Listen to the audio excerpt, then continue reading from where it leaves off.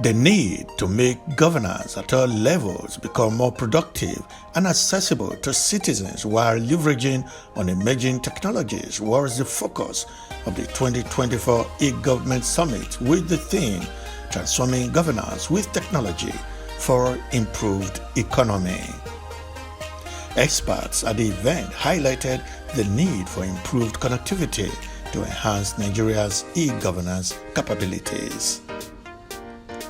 Engineer Larry Ajayi, Executive Chairman, DigiServe, and convener of the Nigerian eGovernment Summit, speaks. From what we heard from the presenters, there's still a disconnect between government and the citizen in terms of e-government.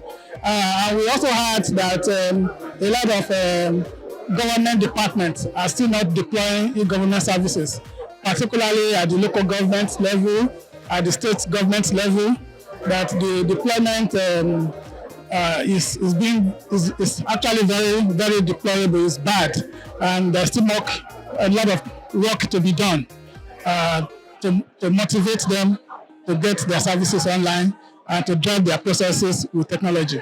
It's a continuous discussion. I can't see an end to that because transformation is a continuous thing. It's not an end on itself. So we will continue to discuss as new technologies emerges. We will continue to encourage people to adopt the new technologies as they emerge. So discussion will be a continuous one. Professor Ibrahim Adeyanju, Managing Director, Galaxy Backbone, highlighted the potential of technology in transforming governance for national development. It's a good coalition of stakeholders within the ecosystem. And for me personally, coming from Abuja, it's been worth it. Speaking with different people, especially from the private sector, and lots of networking and possible collaboration. A lot of people don't even know we have that infrastructure. So what we are trying to do is to make the brand better, to improve and make sure our infrastructure remain relevant, and to ensure that we can actually increase the capacity utilization, because the truth is government has invested a lot in Galaxy Backbone in terms of this infrastructure that we control, but we are not at the peak of the utilization. So as a new management, we are trying to improve capacity utilization and to ensure that we can sweat the assets basically. For transformation to take place, there needs to be wide consultation. People need to accept that transformation. And the truth is, yes, within government, there's been lots of transformation. Maybe we need to do more in terms of wider publicity. Like I said yesterday, the head of service commission inaugurated a war room on digital transformation and other aspects of improving governance. And yes, as we are talking of transforming, we are talking of AI, we are talking of other bigger things. And the understanding is that they all come together so that we can leapfrog and move to the next stage in the development of the nation.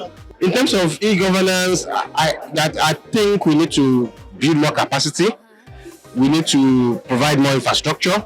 The truth is, the question will be how many civil servants actually have a computer on their desks. We're talking of e-governance, but you want them to be using their personal mobile phones for government work? So the truth is, for me, I think the foundation needs to be closed in terms of providing more infrastructure, more laptops, more desktops for the civil servants to get the work done.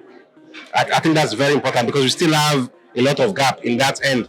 And then, of course, the partnership, PPP, government cannot do it alone. Government agencies cannot do it alone. We need to partner with development partners, we need to partner with the private sector to see how they can come in and close some of the gaps. Ruben Oshoma, Regional Director, Avanti Satellite, noted that connectivity is the foundation of e-governance. He emphasized the need for collaboration between the public and private sectors in achieving widespread digital access. Our session focused on looking at how to position telecom infrastructure, to be able to provide e-government services. And yes, and I think that's a very important one as well, because without this telecoms infrastructure, you are not able to actually do the e-services that you want to do, right? Digital transformation. requires that connectivity, which is the foundation. Otherwise, we're going to be wasting our time with trying to provide e-services to the citizens of the country. When I look at all the conversations that we're having in this room, we all agree that it's very important to have the e-government services. We also agree that we require connectivity and we need to fill that infrastructure gap that we have to provide e-government services. So far, I think, again, like I said before, it's quality. And from here, I hope that we can take some things away from here to help us improve on our digital infrastructure and also improve on our digitization of the economy, which will improve people's lives in this country. Tayo Adenuga Taiwo, Chief Executive Officer of Fiber World Telecommunications Network Limited, noted that hybrid solutions are essential for achieving maximum connectivity. He also spoke about the importance of data management and security within the e-governance ecosystem.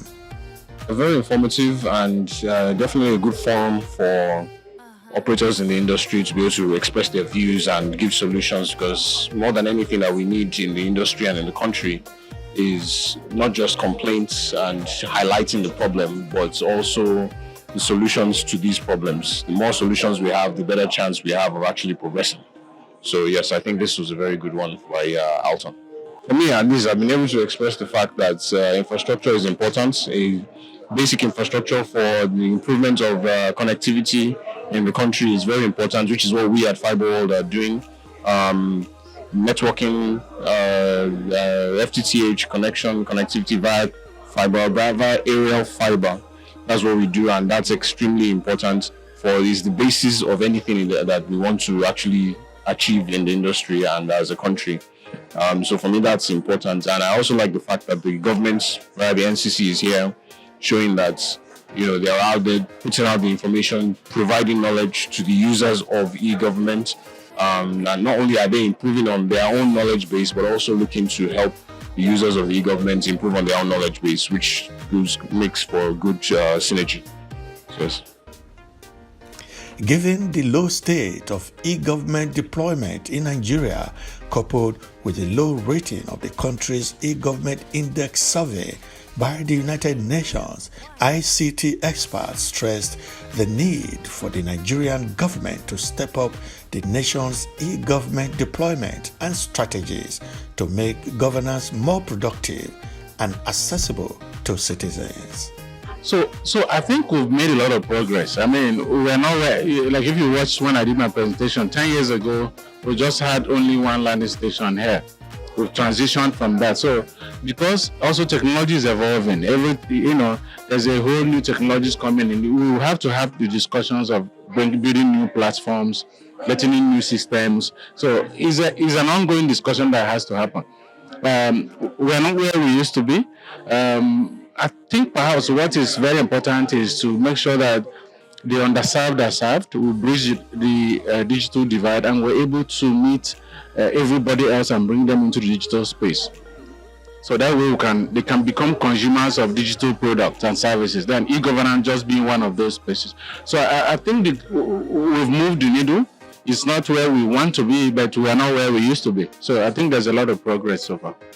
Well, I think it's quite enlightening and, educating as well. You have people from all spheres, from industry, from government, and even academia and tech enthusiasts. So it's an enriching summit, and I believe at the end of the day, the deliberations that we are going to have will immensely benefit us as a state, one way or the other, in terms of policy, in terms of strategy, as well as overall short, medium, and long-term strategies for the state. Yeah, I think all the government parastatals from the government infrastructure, people from Galaxy, NIMSI, talking about all the things that government has also put in place and why we as the citizens or consumers should also be part of whatever they are doing. It's not enough to say that, government is not doing anything. What is our own role, and are we also doing it? So it's a collaborative effort, and we should all play a part. Basically, the role of government and legal frameworks to enforce digital transformation. I see that there's a lot of work that's gone on in terms of databases from the government side.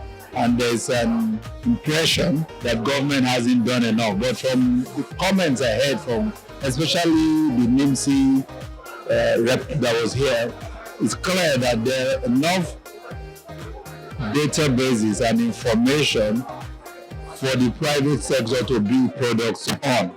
Focus of the session is pretty much what I just said now, how tech companies work with the government and how we can implement best practices in e-government. So within what we are doing in our tech companies and in the way we are also partnering with government to run these e-government initiatives. I said there's a lot the government is doing, but then there are also a lot of gaps that we need to address in terms of internet penetration and digital adoption, and even just education, having people being digitally literate enough to benefit from all these things that both private sector and public sector are doing. So 3 things are very, very jamming when you're talking about e-governance. And the first one is human capacity. The next one is delivery of online services. And the last one is connectivity. That is telecom connectivity. And that is why we actually come in where I work. So we actually ensure that we have the necessary coverage and the quality that actually serve as the backbone for delivery of such services. So what I'm trying to say in essence is you need coverage and you need quality service.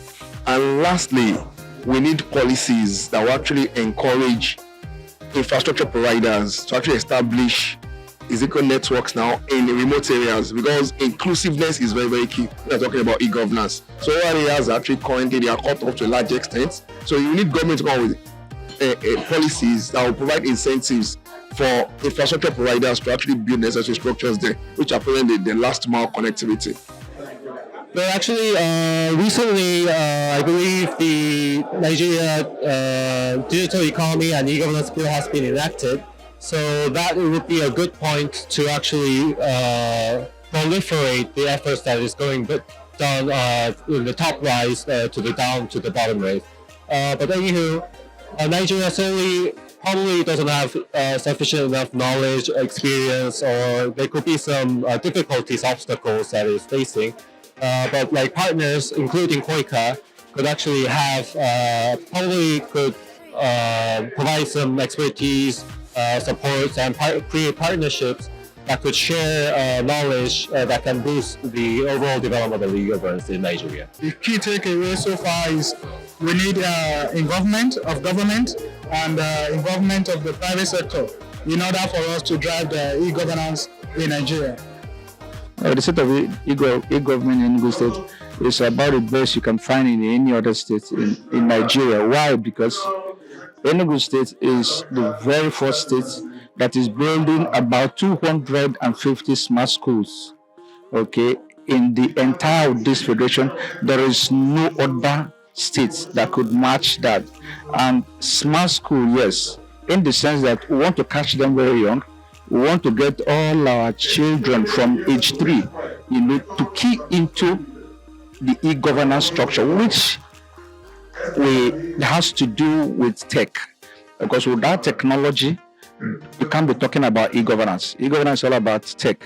So we're bringing out our children from the cradle at the age of 3, to enroll them into a smart school where they learn robotics, they learn the artificial intelligence, mutual reality, a whole lot of things that has to do with tech that will grow them. So from age 3, just like you have in some of the advanced world like America, China, before they get to secondary school and university, you can imagine how much of tech knowledge they would have acquired.